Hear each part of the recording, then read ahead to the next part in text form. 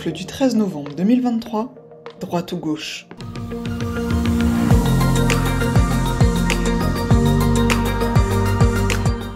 Si tu t'attends là à une tribune politique, tu risques d'être déçu.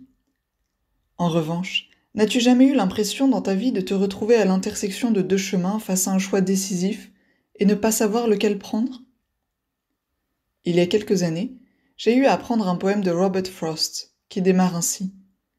Deux routes divergeaient dans un bois jaune, et désolé de ne pas pouvoir prendre les deux et n'être qu'un seul voyageur, je suis resté longtemps. The Road Not Taken, traduction de Roger Asselineau. Oui, régulièrement à des moments cruciaux de ma vie, j'ai repensé à ce poème qui illustrait bien mon incertitude intérieure. Quelles études ? Où habiter ? Est-ce le bon mari ? À aucun moment, ces choix n'ont été confirmés par des signes extraordinaires, des miracles ou que sais-je.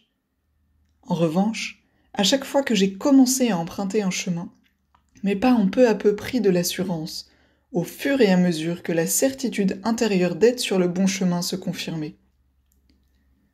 Le plus dur est certainement de faire le premier pas, d'oser se lancer. Oui, d'autres choix auraient sûrement pu me rendre heureuse, d'autres chemins auraient pu me satisfaire. Plutôt que de perdre du temps à imaginer ce qui aurait pu se passer si j'avais tourné à droite plutôt qu'à gauche, je me réjouis d'être sur ce chemin et du paysage que je découvre grâce à ce choix.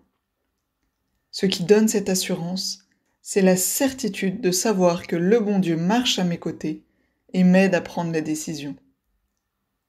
Car oui, que tu sois croyant ou non croyant, dans la Bible Dieu te dit « Je mettrai en vous mon esprit ».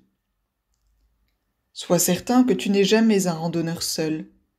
Dieu est avec toi. Il ne prendra pas la décision à ta place, car tu es libre. Mais il t'aime tant qu'il te donne les facultés nécessaires pour prendre cette décision. Et quelle qu'elle soit, il restera à tes côtés pour t'aider à avancer sur ce nouveau chemin que tu prends.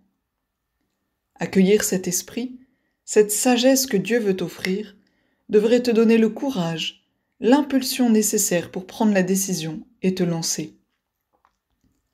Alors voici une proposition de 3 petits pas pour apprendre à décider sous le regard de Dieu.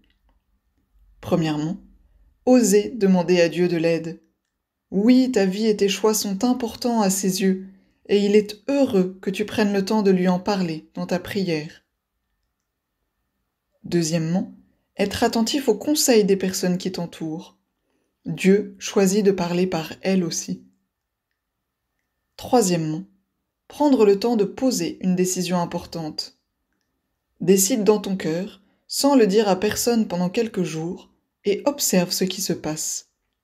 Si tu ressens paix et joie à l'idée de cette décision, ce sont de bons indicateurs. Belle semaine à oser prendre des décisions en t'appuyant sur cet esprit que Dieu veut te donner.